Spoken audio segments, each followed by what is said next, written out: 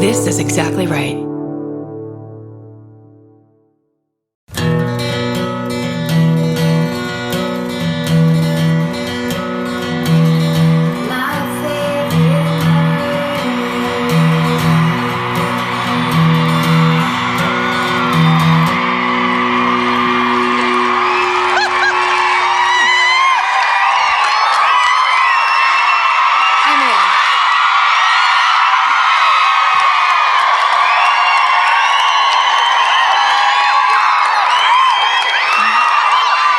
What's up, Baltimore? Yes! All the way in the back, all the way in the back. Oh my God, the loudest ever. Yes. Wow, good job, guys. It's very bold of you to give us an opening standing ovation. Just totally unearned standing ovation. Thank you. Wow. You don't even know what we're about to say. Oh, man. Here comes our Christian agenda. Ready? In rap form. Yeah. Yes, white rap. Christian white rap for 2 hours straight. Horrifying. That's right. That's what this tour is all about. Hi, everybody. Thanks for being here. Thank you for coming out in the fucking snow. In the snow. What is that shit? What are you guys doing? It's freezing and then it's wet? What the fuck? The lovely woman who drove us here, Tammy, was like, you know when you're a kid and your parents bundle you up to go out in the snow? And we're both like, no. We're from California. I only know that because I watched A Christmas Story 17 times. That's right. And then you have to pee. I know that because it happened in a movie. Yeah. But no. We've only been taken to already fallen snow. Yep. Where the sun is shining brightly and people are like, hurry up and play before it melts. Go. That's the snow we know. We both had when we got to Philly yesterday, we both had to go buy like winter clothes because even though Vince was like, it's going to be cold, we're both like, okay. Yeah. And then we went out there and I was like, this hurts a lot. I did that thing it's very California where I go out and then I'm like, shut up, polar vortex, big deal. And on the walk home from CVS, I could not feel my pinky. I was like, I've already lost one digit and I've been out here for 4 minutes. It's the least important digit, unless you're a cokehead. I need people to know. What'd you say? Oh, shit. I'm going to have to grow my thumbnail really long.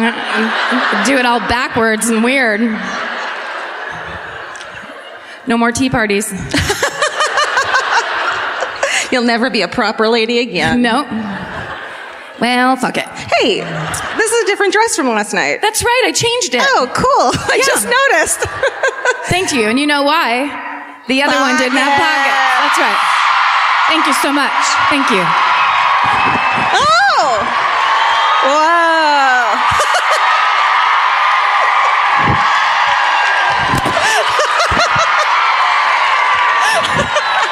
That's my super casual put your microphone in your pocket walk that everyone on Broadway knows how to do. Amazing.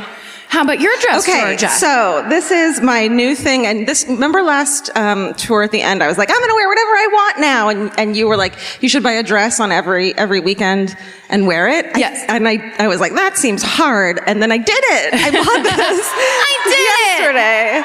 I think it's going to be the last time it happens. And I was just walking and I found a Buffalo Exchange. I went in, they had a vintage rack. It basically said Georgia on it. And I bought this for $12. Hell yeah. And thank you. We love a bargain. Yeah. We love a bargain. And the reason I bought it is because this is how I pick vintage clothing. When I pick it up off the rack, it makes me laugh. I'm like, that I have to wear this. Doesn't this look like I'm what's that movie? Working Girl? Yeah. Or 9 to 5. Looks like I'm about to get sexually harassed. Rolling out of bed and sexually harassed. Rolling out of bed, sexually harassed all day long. Dabney Coleman sexually harasses me.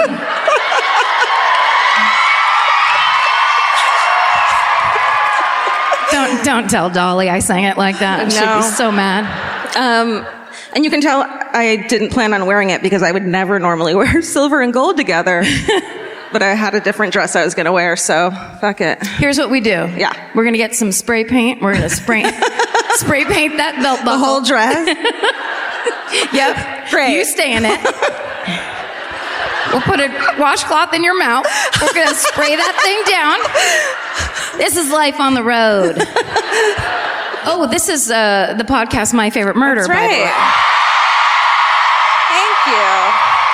This is Karen Kilgariff. Hi. This is my voice. This is Georgia Hardstark. Stephen couldn't come. He said he doesn't like you. Why would I ever do that? Every time we talk about Stephen, because he's the first person that hears all of these live shows. Yeah. He sits at home, with little headphones that also have mustaches on them. And he hears them first. So I always try to say something terrible or Up mean top. because I know that it hurts him deeply. No, he's not allowed in the snow. His mustache just breaks off. You know? Like, And that's a major artery for him, so he would die. He would die if it froze off of his face. it's something to behold. Yeah. I'll tell you that. So we had to leave him at So home. we left him at home. We left him at home. We left him at home. We had to talk to somebody today who was like, tell me a little bit about your live show. And I go, well, it starts with this huge dance number. And they didn't laugh. Then He goes, really? I'm like, oh, you don't know who we are. at all. Then I was like, yeah, I guess we should start working on that dance number. I guess we need to start giving the people something at the top of this. You already did 9 to 5. What more do they want from you? We could all do it. It's the easiest song to sing. Usually, Yeah. Oh, did you bring this rug from home? I brought this rug from home. I bought it at Buffalo Exchange. It was $3. They have such nice rugs at Buffalo Exchange. I know.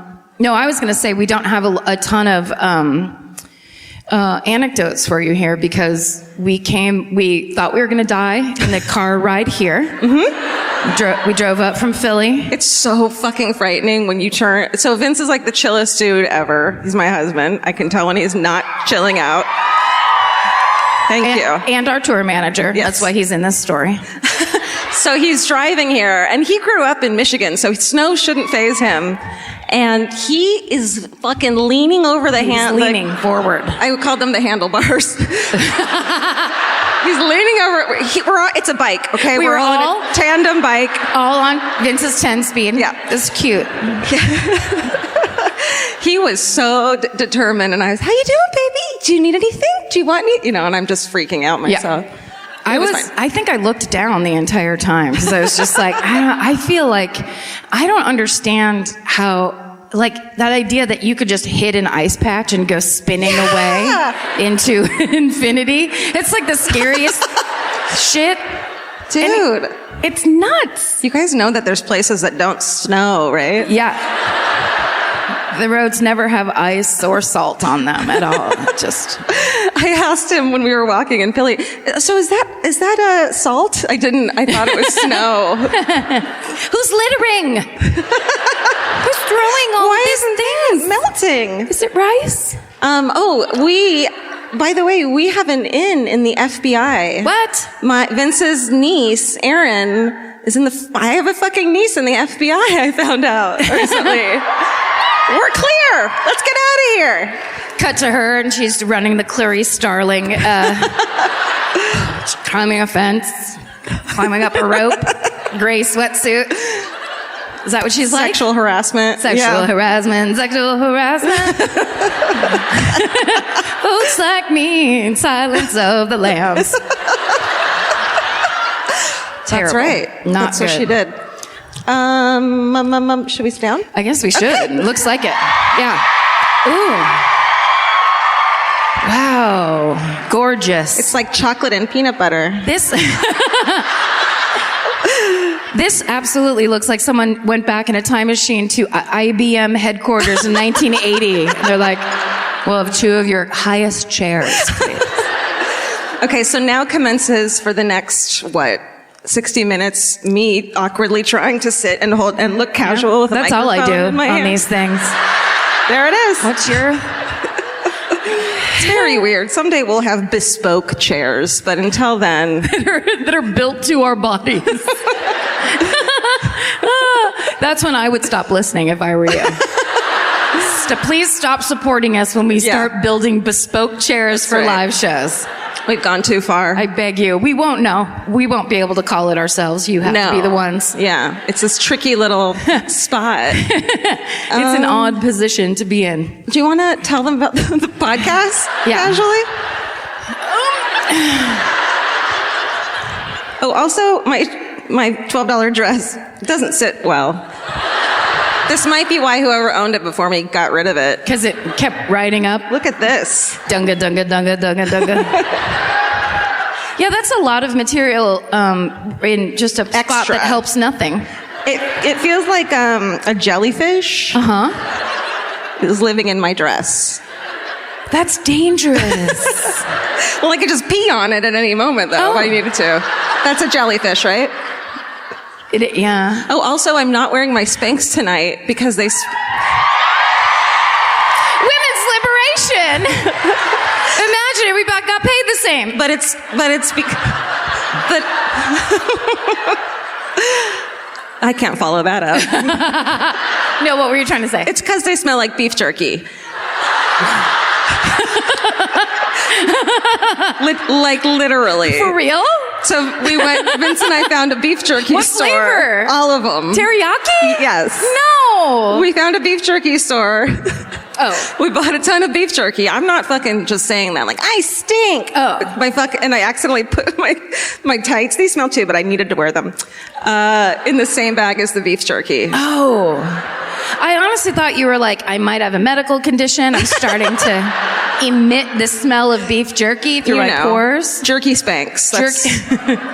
It's a real problem. It's an issue women face today. Dunga, dunga, dunga. So this is a true crime comedy podcast. Yes. I bring it up because, as you well know, some of you insist upon bringing outsiders to these shows. You insist upon dragging those who don't know what's going on, making them sit next to you, whether it's because you're codependent or someone just flaked out on you, whatever it might be. There are people here who need a bit of an explanation. So just for those people, speaking to you, we need you to know this is, although comedy is involved, we don't think that the worst thing that can happen to a human being is funny. It's not what we joke about. It's just because Georgia and I and the way we communicate with each other, being funny people, that's how conversationally we kind of process this incredibly terrible news that you'll be getting from us. Just the worst. Starts bad, gets worse. That's our guarantee to you for this show. Yeah.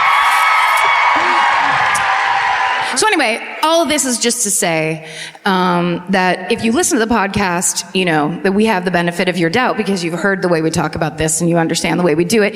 If you don't know the podcast, you hear True Crime Comedy Podcast, you think that's offensive, that's wrong, they shouldn't be doing that. You know, we just have to say to you, get the fuck out right now. We do just have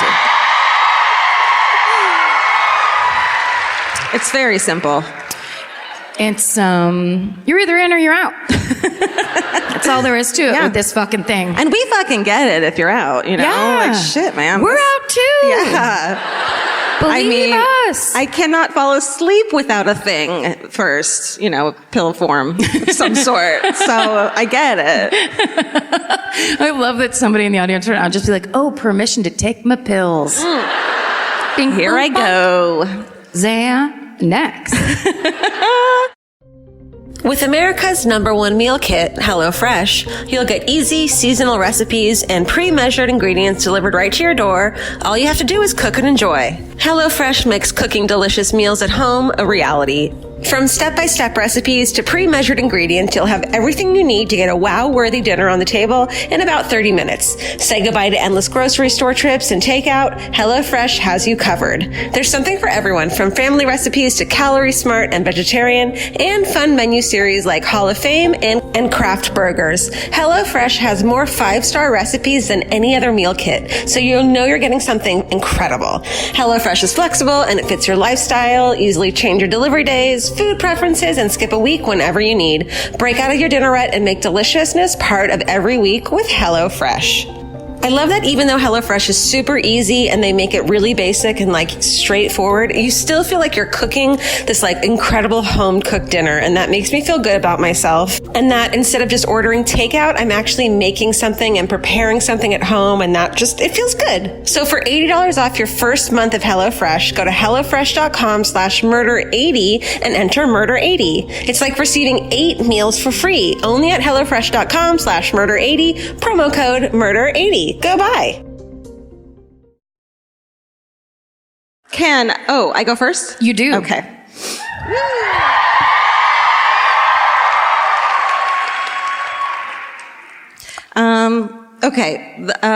This is a classic.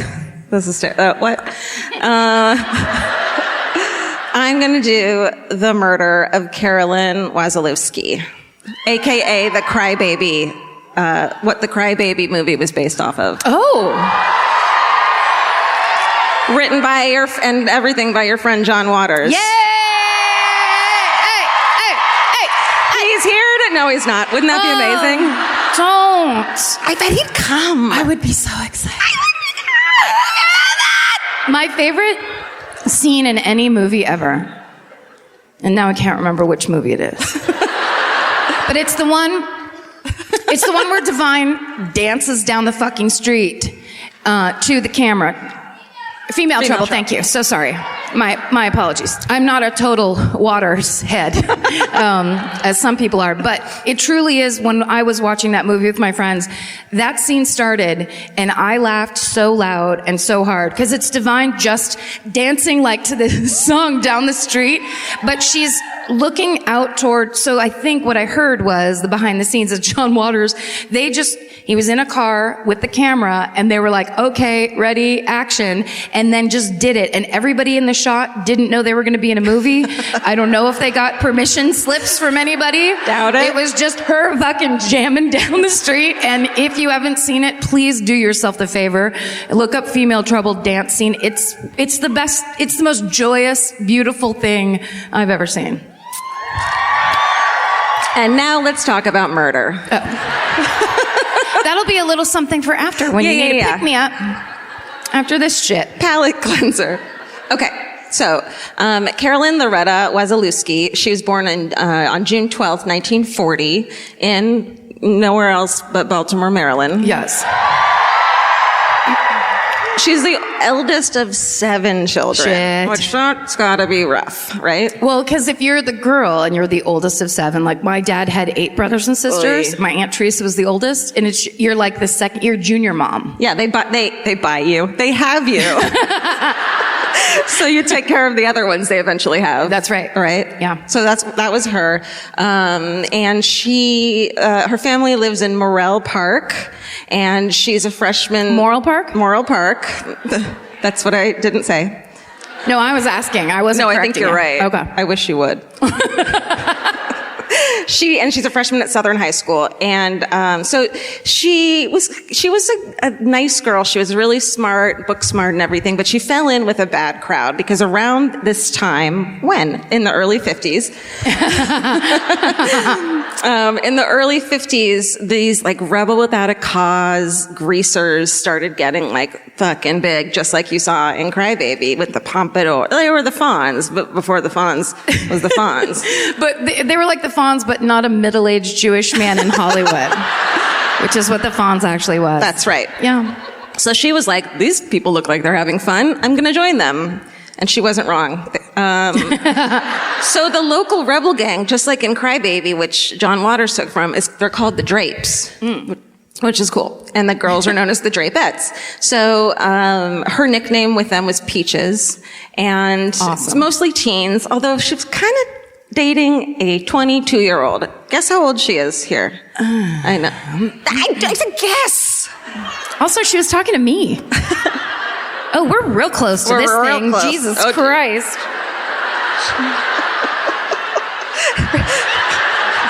I don't know where your Sorry, dress. she's 14? Yeah. What the fuck? She's 14. She's the principal of my grammar school. How? What? I know. I mean, I'm sure some of the retouching from the black and white photo put more makeup. That's and what it colors is. on. That's what it is. But it kind of makes me glad that when I was a juvenile delinquent at 14, which I was, I didn't look anywhere near older than 14, because I bet you get away with a lot more shit. That's right. You know what I mean? Yes. And people, if you look older, then they assume you can handle heavier shit. Exactly. So, but she was a sweet girl, and the juvenile delinquent gang that she hung out with, they did petty crimes like stealing cars. That doesn't seem petty. Not petty at all. That's not, you're gonna get in trouble for that. And holding hot rod races as well. Oh, okay. Which seems very dangerous. That's a bit but still petty. Yeah. Okay, smart, kind. By the time she's 14, she's already gained a reputation, which is like, fuck you, fucking slut shamers. But you know, it's the time when girls didn't wear pants at the time. You had to dress properly and act properly like your mom or whatever.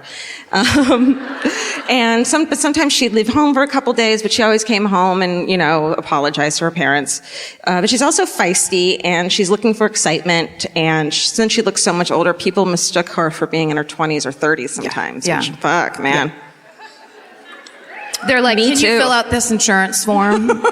She's like, People what? kept asking her to fill out insurance forms all the time. I can't. I don't even know my own social security number. Lady. Okay, so on the night of November 8th, 1954, at 6:15 p.m., Carolyn tells her family that she's going to meet her friend, Peggy, and they're going to register for a dance class at the local elementary school. Fucking chill, right? Probably lying to her parents. I did it a lot. Her parents are like, you're going out wearing that. We don't like it. She's in a tight pink top, black skirt with accent arrows, which I think are these. Yeah. Right? Those are pleats. Okay. I think. I'm not a fashionista by any stretch of the imagination, but she looked like a cute greaser girl, Yeah. And she had her blonde hair in curlers, covered with a scarf, and she had a little jaunty scarf around her neck as well. She went out in curlers? Yeah. I love it. So she was definitely going to her friend's house, right? Because okay. You know what I mean? Yes. So maybe they were going to meet and do something else, or maybe they were just, being innocent teens. We don't know, because she doesn't return home that evening, and her parents get worried. And it's a school night, so her family searches in the streets in their neighborhood, and they can't find her anywhere. Her friend Peggy says she never showed up at her nearby trailer park home, and she never arrived at the school to register for the dance either. And no one can figure out where she went after she left home, and it's like she just vanished into thin air. And then the next morning, November 9th, 1954, a train engineer is driving is it Pensy or is that a typo? Penny or Pensy. They don't have them anymore, apparently. A train. The Pensy Express? Yeah. Does that have something to do with Pennsylvania? Oh. Yes! They're all mad. We do it all the Why time. don't you know the nickname of trains? So this train's coming in to Baltimore. The Pensy Express. The Pensy. Coming in. Our friend from Harrisburg, it's pulling into Baltimore. That still exists. And Thank God. it's just under the Belvedere Avenue Bridge. And as the train goes closer, the train conductor realizes the odd shape that he sees lying in the tracks. No. And there's a body. It's Caroline Wasilewski. So by chance, there's a journalist on the train named Bill Stump, and he said, quote, the train slowed down and no one knew what the hell was going on. And then they were diverted to another track. They passed by and saw all the cops milling around and shit and knew something was up. Carolyn has been beaten and there's scratches and bruises all over her body. And the murder becomes massive news locally. And I read one article, and it called her, called like she was a teenage rebel. Like, they really picked up on that in a way that, as we know now, it's like, maybe she deserved what she got. Girls don't be like fast, Yeah. Because they called her a jazz lover. God forbid. Jazz lover. And boy crazy. Which is like, yeah, we were 14. Yes. What the fuck? Fuck off. Seriously. So the medical examiner reports that the cause of death is a skull fracture, and the ME places her time of death at 11 o'clock the night before. And the last train to pass under the bridge was 10:30, so they think like right after that happened, she was killed somewhere else and brought to that place. And she put up a fight, and they said there was no sign of sexual assault, but then I read there's no evidence of violent sexual attack, so I think that just got misprinted. I mean, come on, man. And the strangest clue is that written on Carolyn's thigh is the name Paul in lipstick. Creepy, right? Yeah. So the evidence shows that she's probably not murdered where she was found, and so it doesn't. They find the murder site eventually. It's down the street from her house in a vacant lot, 8 miles away from where the bridge where she was found, and it's a lot near the Baltimore and Ohio's railroad something yard. Pensy. And they find her shoes and other personal belongings there. They speak to the family to try and trace her final movements, but they can't come up with anything concrete or anyone who saw her. And it's one of the most intensive manhunts in Baltimore history. So there's all these leads. What's up? One of them is, so Carolyn recently had testified in her friend's sexual assault case. Her friend had been sexually assaulted. She testified against the person. And so it was theorized that maybe it could have been payback for her cooperation. And the accused man is questioned by police, but he's released due to lack of evidence. Like, there's just not a lot of information about these people, but they all sound guilty. Yeah. Every single person's Everyone. a suspect. Yep.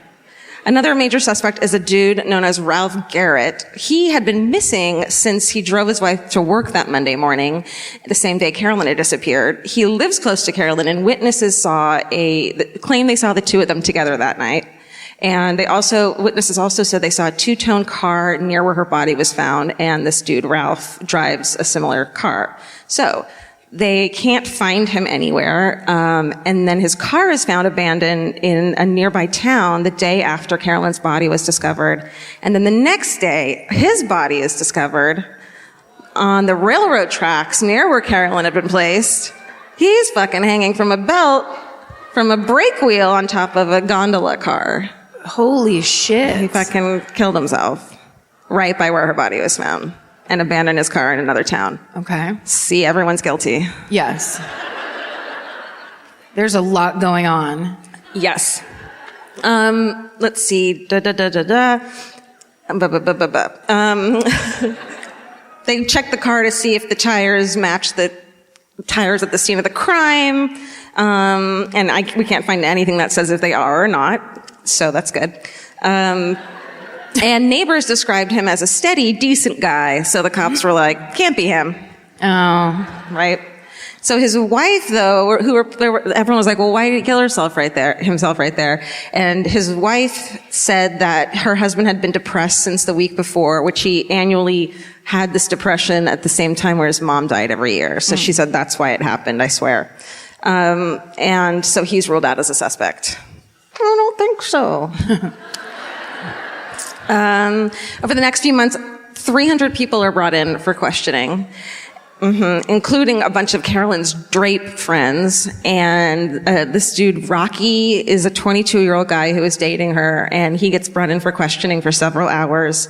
And he was supposed to have been on a date with Carolyn that night. And he doesn't give the police any new information, though, and he isn't seen as a suspect at all either.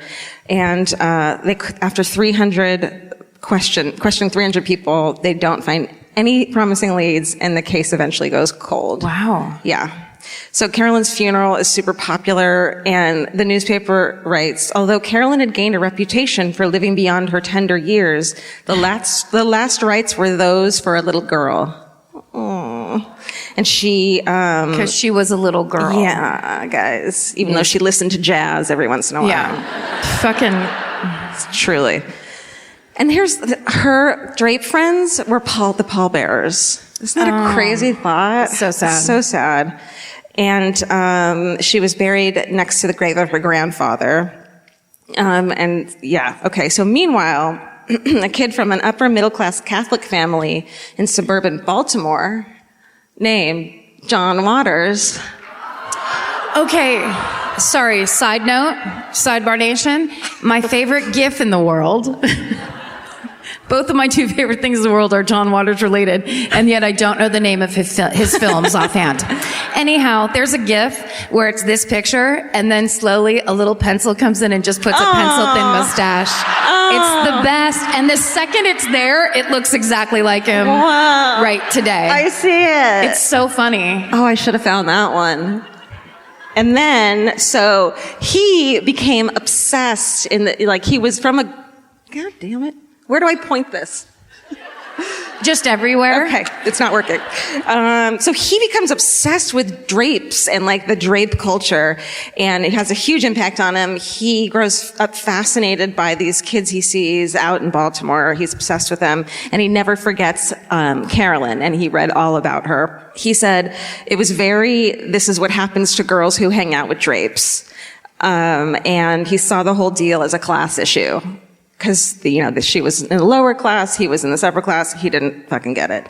In 1990, John Waters releases his film Crybaby, starring Johnny Depp as a leader of the delinquent gang, also called the Drapes. He is on record saying that Carolyn Wasilewski's case is the inspiration behind it. And I tried to watch it today, and I didn't finish it, but it's interesting.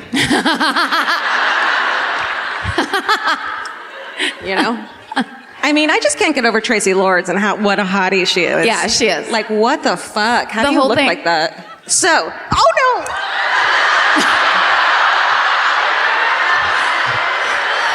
What murder are you gonna do?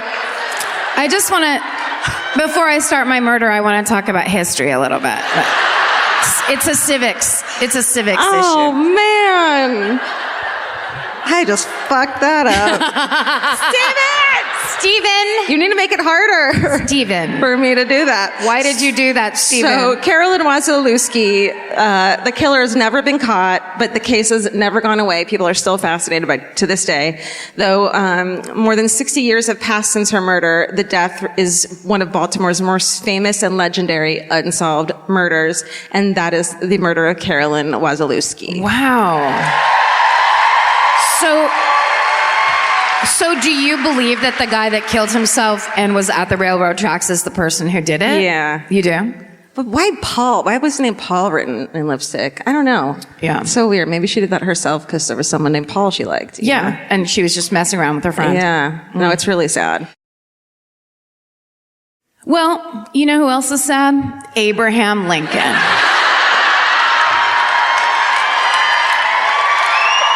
I'm so sorry. I don't give a shit. I think you know me well enough to know that I don't give a single shit about anything. Right? I can't believe you're going here. Oh, I'm going now. Oh, you better go. Look at it. We're back. We're back entirely. Pinkies raised. You guys. There is so much terrible murder in the city of Baltimore, as you all know. So much. Baltimore has a higher murder rate than Chicago. Guys. Crazy. You're the reason people get mad at us. Yeah. Okay. I thought you were going to give us social commentary. Yeah, exactly. And then I'm also going to announce my candidacy for president.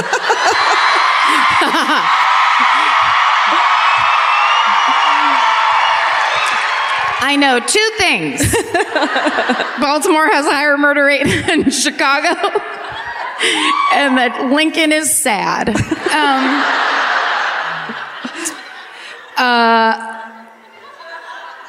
So when I was looking for my story, I was just looking for something that might be a little less fucking depressing, or the thing that reminds you of the day-to-day bullshit or whatever.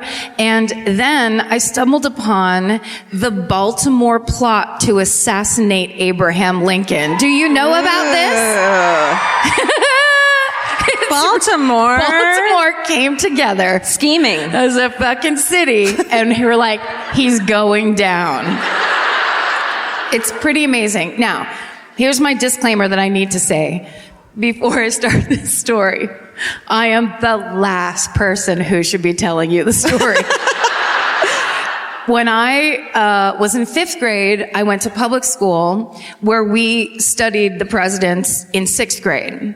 And then I switched schools to the Catholic school in town for like junior high, where they had already studied the presidents in 5th grade. So I have no fucking clue what I'm talking about right now. In terms of politics, the president, the year, the beard, like this man's a stranger to me in many ways. I learned a lot and it was fun, but I also am very scared right now. Very, very scared. I'm definitely in an area that I don't belong in. I'm in an area where there are historical podcasts that people host where it sounds like they want to kill you the whole time. So I'm scared to be in their territory. Everything about this is very dangerous. We're here with you. Here we go. And that's why I love this job. Thank you so much. Okay, so Abraham Marie Lincoln was born. He gets us every time. We love it. On February 12th, 1809, in a one-room log cabin that it's been shoved down your throats, not mine. In Sinking Spring, at Sinking Spring Farm in Hardin County, Kentucky. His family then relocated to Hurricane Township in Perry County, Indiana. What did you say? Indiana. Spell it like you say. Or say it like you spell it. I'm from France, so I don't really know how to say your city's names. Indiana in 1816, and when he was 7, they moved there when he was 7. He stayed there till he was 21, and then in 1830, 21-year-old Abe. And we can just go through a series of portraits. Let's see that face. Let's see that mug. Oh, so different. Look at all the looks Abe Lincoln has. He looks old for a 21-year-old. What's that? A dark suit and a beard? Let's see those teeth. That's an old-looking 21-year-old. It was, working on farms back then was hard on your collagen layers. They didn't have SPF and Botox. They did. And moist coconut oils. That was my favorite last night. Georgia we were talking about cleaning something, and she kept suggesting coconut oil as the cure-all cleaner. It was making me laugh. It works. You guys should try it. It really works. Coconut oil. Buy my coconut oil. Drink it. Clean with it.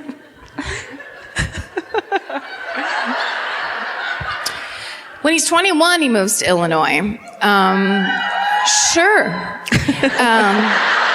Just like you guys. And he helps his dad set up a new farm there. Then he sets out on his own. He is a boatman, a store clerk, a surveyor, a militia soldier, and finally a lawyer. I feel like from now on, to be president, you have to have been all those things. Yes. Or at least 2 of them. I'm sorry, when were you a boatman? Okay, let's forget about what your thing is. Sorry, President of Starbucks, you haven't done it. He's the one we're mad at.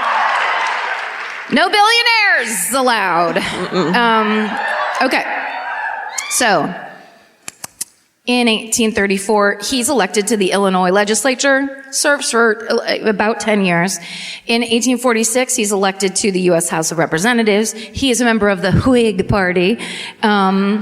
his platform consists of, among other issues, the opposition to the expansion of slavery in the territories. Good for him. So he was, yes, as we all know, a great abolitionist in a time of slavery in this country. So in 1858, Stephen Douglas is up for re-election for the Illinois seat in the Senate. Mm-hmm. And good old laughing Abe.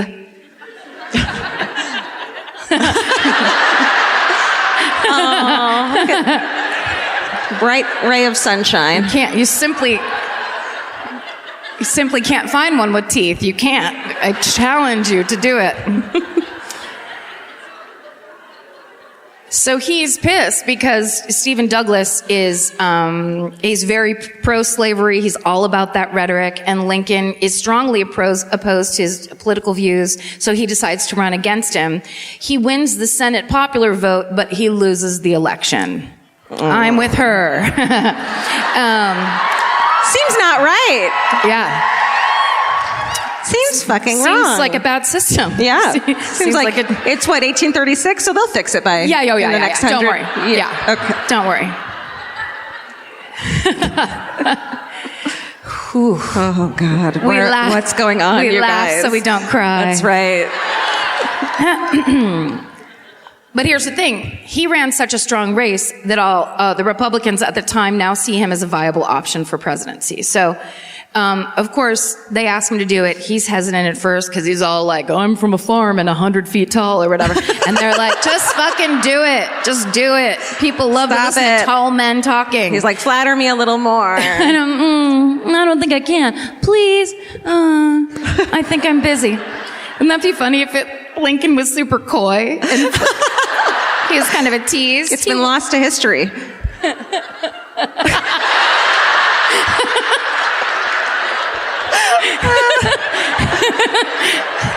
Look at him. He's a chameleon. God. He's like Ted fucking Bundy. Just always changes. It's amazing. Yeah. Just so many looks, Abe.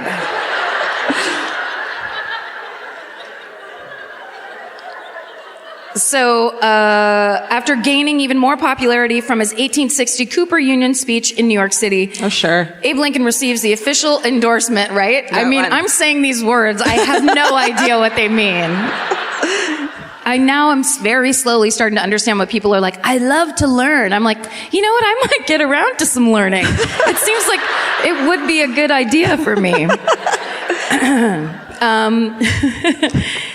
He gives the Cooper Union speech that you and I talk about all the time. It's my favorite. So it was like so long. Oh my God. Oh, love this. Long and boring. He receives the official endorsement. It's just like 4 straight hours of this. He receives the official endorsement. Did I say that already?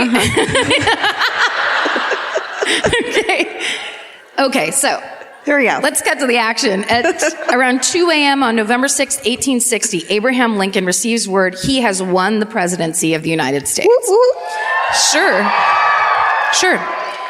But he wins by a very narrow margin, and most of the other candidates were very pro-slavery. And so his victory immediately sparks a secessionist movement.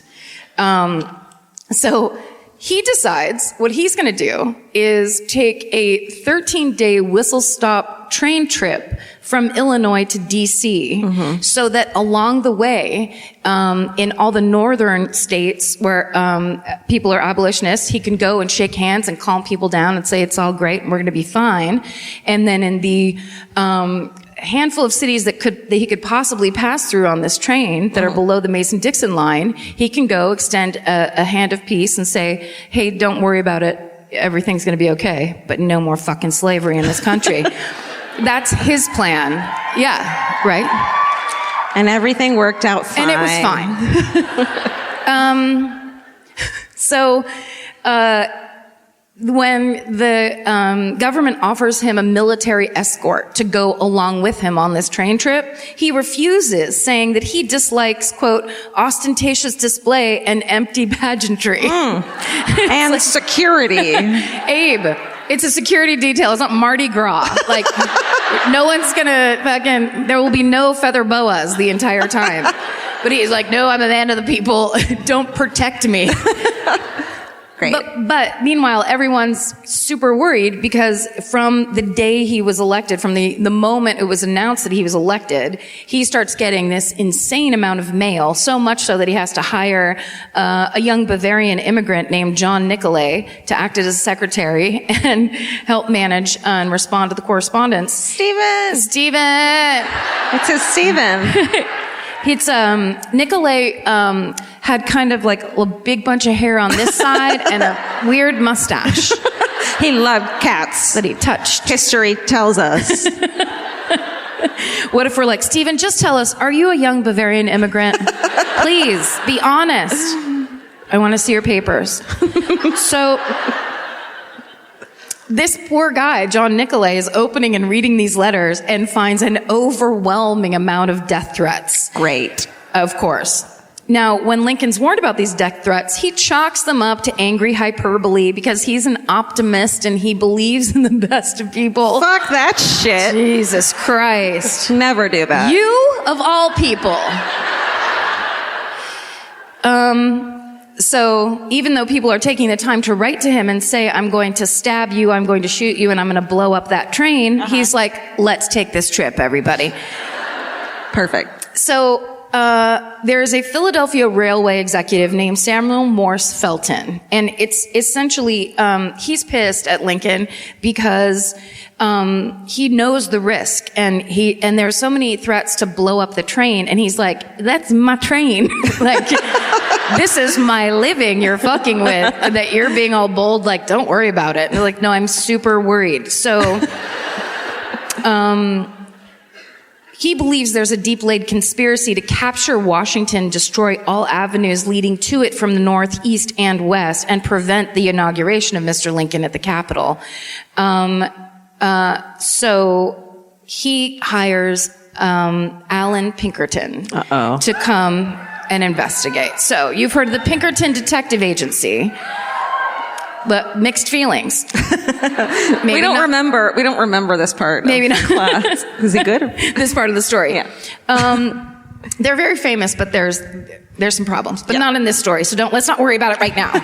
We can't solve it all. Let's worry about this guy.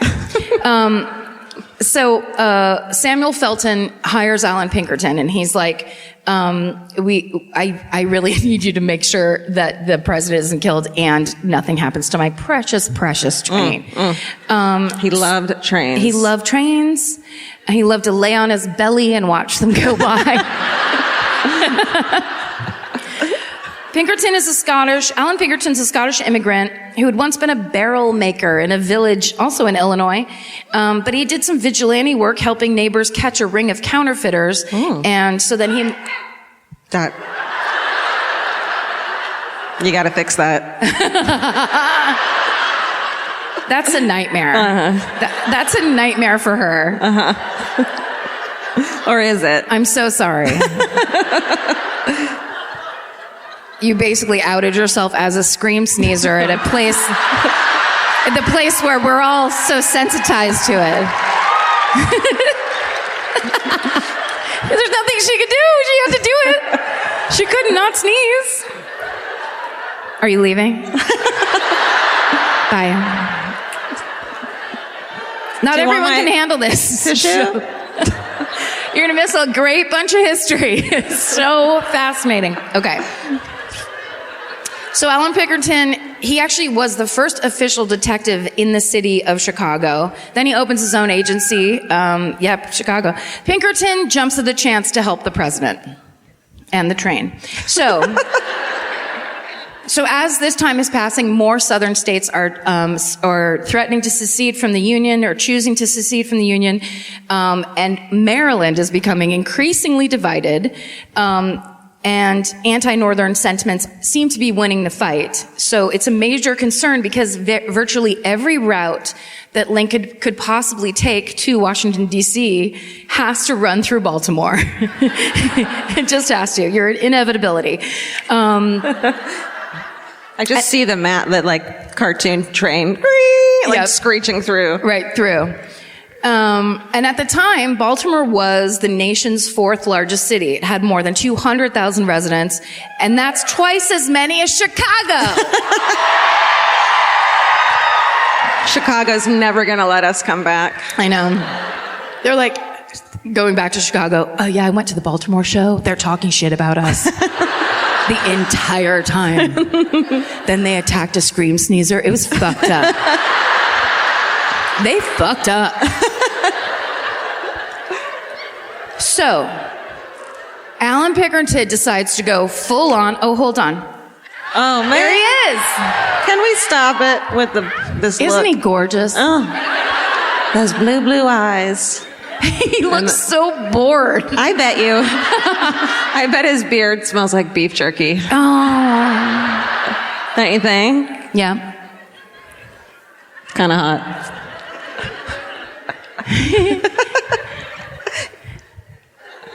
So Alan Pinkerton decides what he's going to do is go full on Donnie Brasco and go undercover.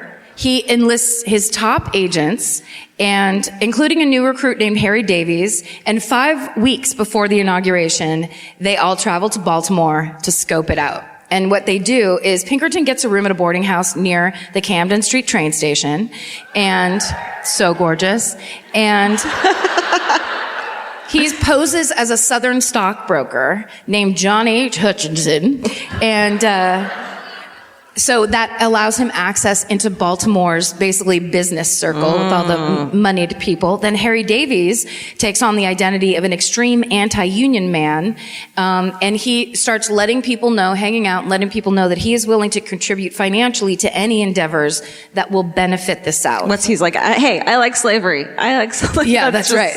And then people are like, me too. People are like, it's ixnay.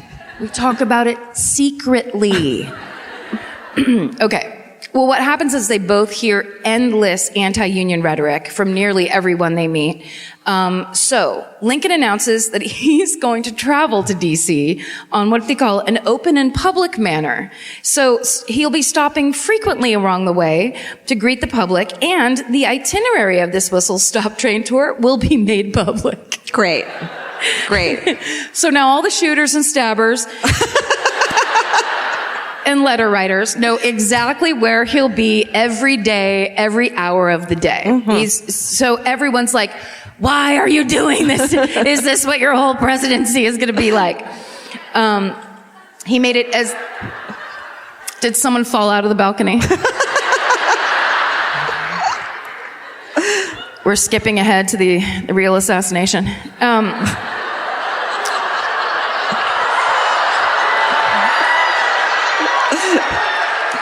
Oh, that's offensive?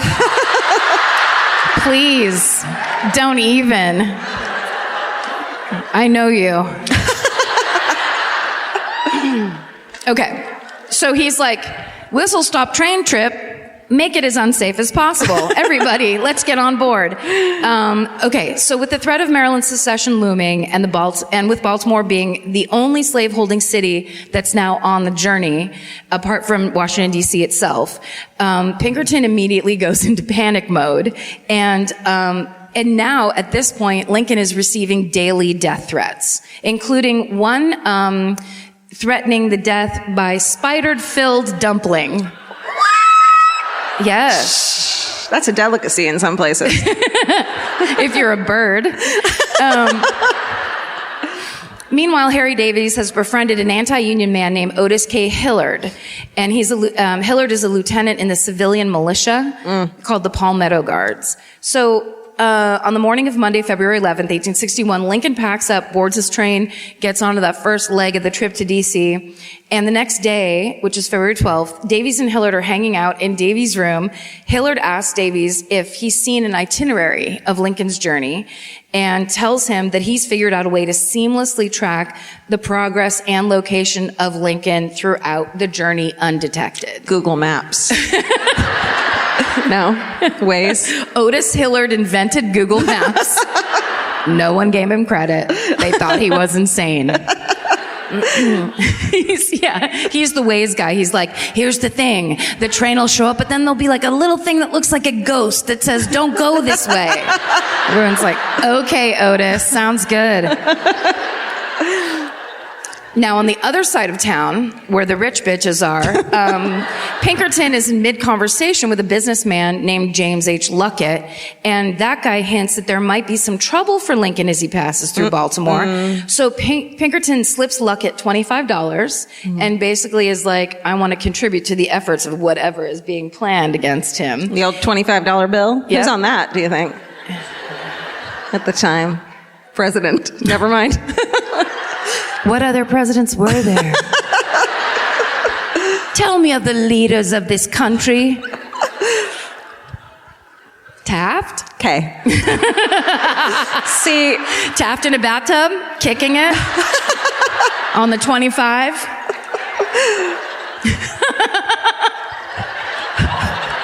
Sorry. it was too risque. They had to get rid of it. He has one toe up in the air. Yeah. Woo!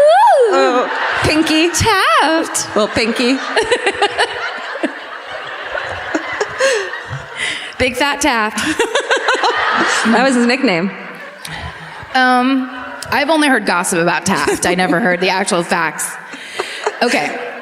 So taking the bait, Luckett says he can't tell Pinkerton what the plan is, but that he offers to introduce him to the head of the operation, a man named Captain Cipriano Ferrandini. Pinkerton meets with Ferrandini. Guys. Oh, do we have a photo? Does he have a beard? I don't think so. He finds out that Ferrandini is planning to kill Lincoln himself when he passes through Baltimore. So after talking to him for a couple days, Pinkerton pieces together through rumors and reports, and he figures out the plan. So, quote, a vast crowd would meet at Lincoln's train at the Calvert Street Depot, and here it was arranged that a small force of policemen should be stationed, and as the president arrives, a disturbance would be created, and it would then be an easy task for a determined man to shoot the president and, aided by his companions, succeed in making his escape. So... Sorry, what? It's gonna be a, what's that over there? Got it. Horse, Ooga. clip, clop, clip, coconut shells. Right. So Pinkerton, of course, is like, holy shit, this is really happening. He rushes to send a secret telegraph warning to That other guy. Norman Judd, Okay. who is, I pause because he was part of Lincoln's suite, which I think is like his street team. But I don't know. And who really cares? So Pinkerton tells Davies to meet with Hillard again to try to get more info on that side of what that plan is. So on February 18th, Davies has dinner with Hillard, and Hillard openly confirms that his National Volunteers unit is soon going to draw lots to see who will kill Lincoln.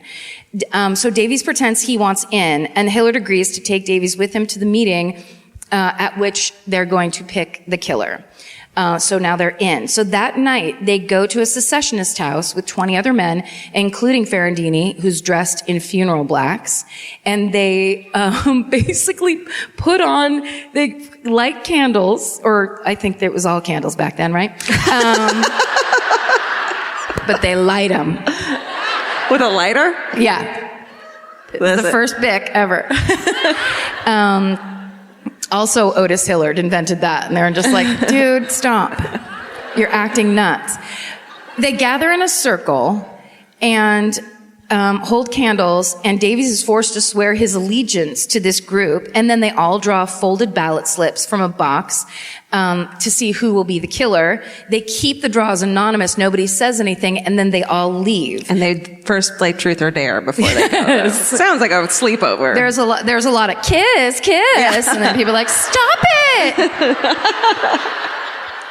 Everybody ran out crying.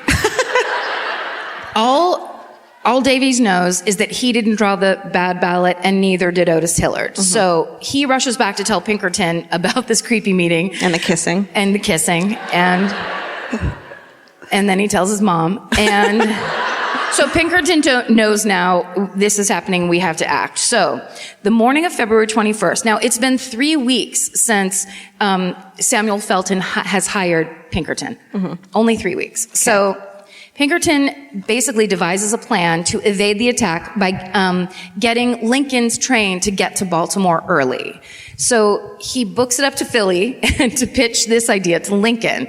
So he explains to the president, if you get to Baltimore early, it'll throw everyone off the trail, and then by the time February 23rd rolls around, you'll already be safely in Washington, D.C. They'll be sitting here waiting to kill you in Baltimore, and we'll have the last laugh. But this plan requires that Lincoln reduce his caravan to only 1 or 2 people, which of course would leave him completely exposed. But that's not the reason Lincoln says no. Lincoln says no because he said he already made a commitment to raise the flag over Independence Hall in Philadelphia the next morning and then visit the legislature in Harrisburg in the afternoon. Dude. But I mean, you can't cancel? He won't cancel. So Pinkerton has to come up with another plan. And the second plan essentially works the same way. It just, Lincoln would get to Baltimore a little later than Pinkerton wanted, like kind of pushing it a little bit, but enough ahead of the schedule to still foil the attack. So Lincoln agrees, and on the evening of February 22nd, after he follows through on all of his fucking obligations in Philly and Harrisburg, like a big nerd,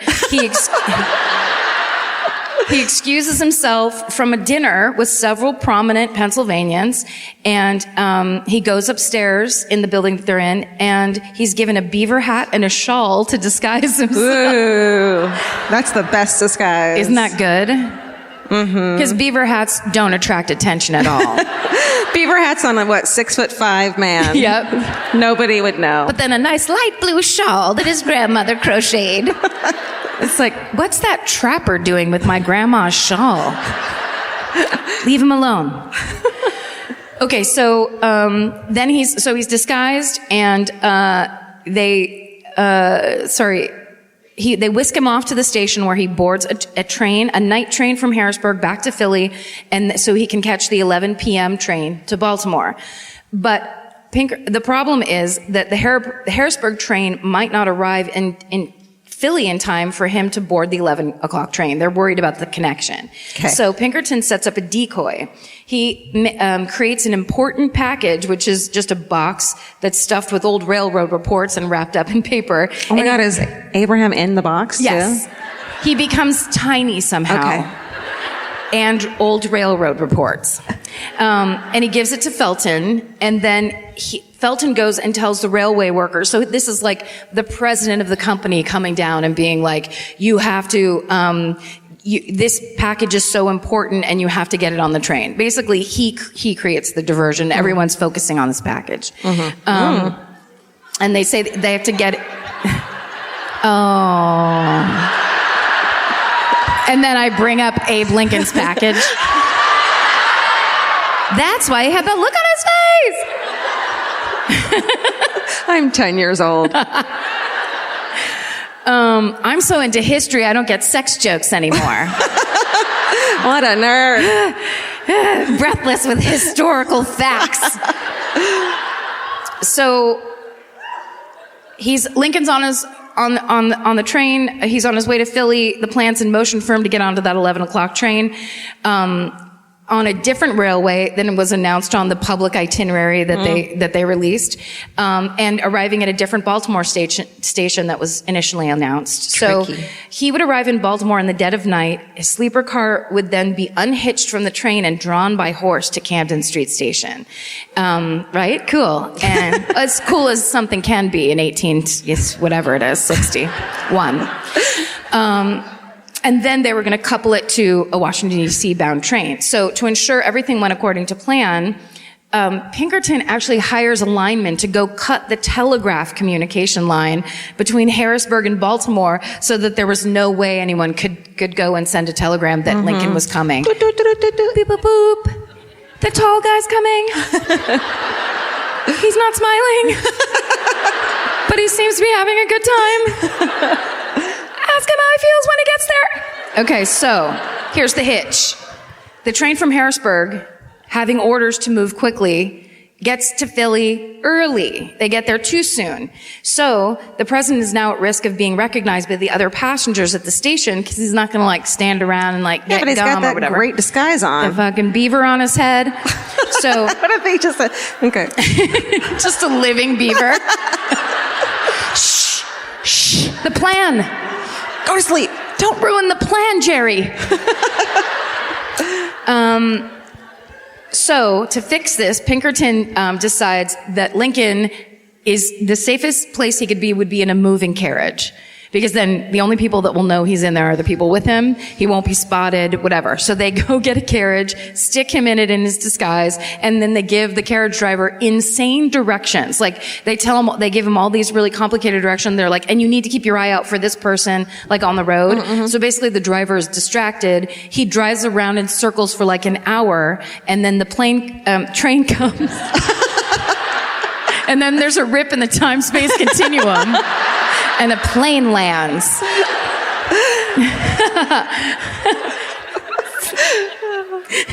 I'm so scared right now. You're doing great. You're doing great. Basically, they get back to the station. They get onto the train when the train arrives without being seen. Great. Right? So, while the train from Harrisburg to Philly allowed Lincoln and his team to travel in private, they had their own car, their train from Philly to Baltimore is like public. He has to share it with strangers. Ew. Right? Gross. So what they do to maintain the president's anonymity is now they get a female Pinkerton named Kate Warner. And she poses as a woman who's traveling with her sick brother. And she goes to the conductor and says, can we please sit in the back of the train? My brother's very ill and he needs rest. And I don't want him woken up. Whatever. This is not what she said at all. Please, I beg you, with all the conductor buys her story and gets them reserved seats in the back of the train. So then they get to be on this train with a little curtain pulled between their area and the rest of the great unwashed. It's a 4.5 hour train ride. Oh, fuck that shit. With only a curtain dividing the president of the United States and everybody who kind of wants him dead. But despite the looming threat of danger, Lincoln remained in good spirits the whole time, even joking with his team. Yeah, because he doesn't fucking take it seriously. Come on, dude. Dude, you're gonna die, dude. Doesn't he know history? Also, what are the jokes? What's a Lincoln joke? Yeah, that makes him laugh. Pull my beard? No, do it, really. You'll love it. They get to Baltimore. They whisk Lincoln off to the connecting station to his next train. That train is delayed. So of course, the good spirits fucking hightail it out of there, and he becomes queen bitch and is like, whose plan is this? So the sun's about to rise, and all they can do is sit there and wait for this train to come. So finally, but it does come, and he slips on. They barrel out of Baltimore. They head for D.C. By 6 a.m. on February 23rd, Lincoln's train arrives safely in Washington, D.C., mission complete. And later that morning, Davies and Hilliard arrive at the assassination site, only to see that Lincoln has already passed through. And with Davies, with Davies beside him, Hilliard expresses his bafflement as to how the president could have gotten wind of the plot.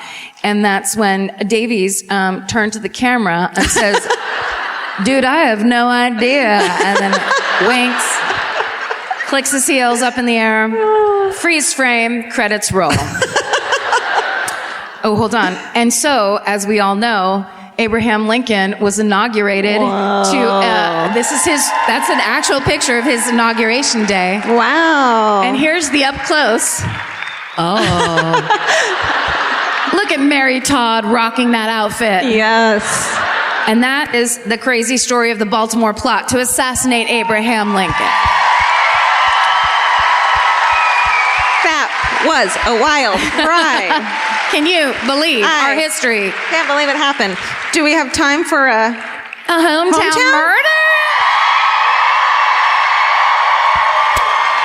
All right, Karen's going to tell you a story. Here's the part where I tell you the rules. Yeah, there he is. Hi. Hi, there it is. Yeah. All right. I can't believe you guys didn't touch the fried mozzarella back there. Oh, yeah. It's got us fried mozzarella. All right, carry on. Oh, thanks. Thanks, Vince. Yeah. Okay, so let me just tell you really quick. You have to listen to the rules first. But you know the rules, but you have to listen anyway. So this is the time for a hometown murder. We would love a Baltimore story. Maryland. Definitely Maryland. Nowhere else. Don't do it. Don't do it. Don't think you should do it. Why are you special? You can't be so drunk. You can't tell your own story. If I'm not allowed Balcony, to be. I love your spirit, but no fucking way.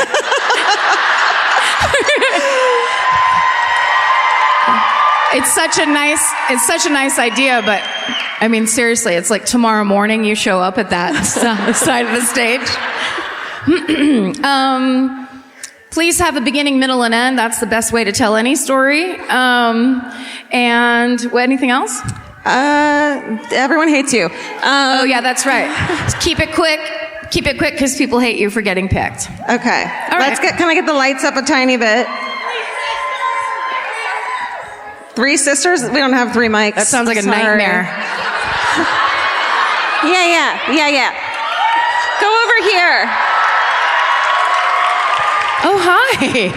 Wow. Hi, guys. Hi. Jesus. This looks like Lincoln's inauguration in here. Am I right? This is scary. It's amazing. Okay, turn them down or she'll Yeah, get freaked that's out. crazy. That's horrifying. It's scary. Thank you. Okay. Oh, Don't look at the hi. audience. Don't look. Hi. What's your name? Jessica. Hi, Jessica. Hi.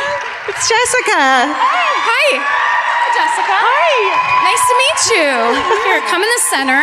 Go here. This is Jessica, everybody. Jessica. Hi. It's so great. I know. So, like, a lot of people tell me I look like you. Oh, yeah, we look a lot alike. Don't we? Oh, yeah. Let's see it. All black. Thank you. Where are you from? Baltimore. Yeah. Yay! What's your story?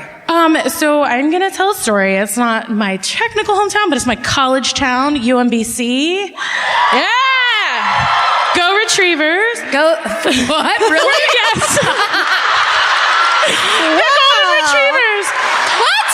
That's our mascot. Because we like the mascots. His name is True Grit. And he's a golden retriever, and he's fierce. I feel like he's not. That's real. You swear that's real? I swear to God, it's real. Google it. Okay, I will. We did really good at basketball last year. Congratulations. Thank you. Yes. Great. 16 seed beat the number 1. Okay. It's a good school. She said Google We're it. an honors college. Oh. Thank you. Wait, let's talk a little bit more about this college. It's a really good school. It's a great school. Except for the murder. Oh. So this is a UMBC and MySpace murder, and there was a student there by the name of John Gomer, and he met a lovely lady on MySpace named Josie Brown, and they went on a date. They were driving back to his apartment on campus. Details are fuzzy. I'm trying to remember them all, but I guess he wanted to fuck her. She did not. She said, drive me home. He said, sure. So we're like, okay. But somewhere along the route, he got upset that she would not fuck him. And got her out of the car, or she asked out. We don't really know what happened. He beat her to death. I know. So he beat her there, left her there, and just went back to college. Like nothing happened. Couple months go by, body is found. Multiple reports say he tried to cut off her fingers, but only did one hand, and removed her bottom jaw. Jesus. So she wouldn't be identified, but luckily, he pocket dialed her while he was beating her. It was all caught on her voicemail. No. Yeah. Fuck. So he is now in jail, prison for the rest of his life. Yay. Oh my God. And that's the UMBC murder back in 2005. Jesus. Horrifying. But it's Thank the you. That worst. was amazing. Thank you. Yeah. Great job. Oh, wait. Oh, we have a present. Is it a Canadian Kit Kat? No, we forgot the other present. Oh, But yeah. it's a keychain someone made that says Murderino. Oh, it's on so it. cute. Thanks, Yeah. whoever made this. I Yeah. love it. Yeah. Thank you. Here, I'll take that. Thanks. Great job. Vince. Thank you. Oh, that was horrifying. Jarring. Okay. Thank you guys for coming tonight. Thank you for listening. Thank you for supporting us always. We're so grateful and so lucky that we get to do this and drive in the snow and come see these warm, friendly faces. It's wonderful. Thank you. Yeah, this was an amazing show, and we say this all the time. That's the problem with posting live shows is that people hear Yeah. our speeches at the end, but we say it because we honestly mean it. This is our dream come true. I mean, like, because of your support, because of you guys coming out, getting tickets, showing up, we got to write a book. Like, the reason that's happening is because of you guys.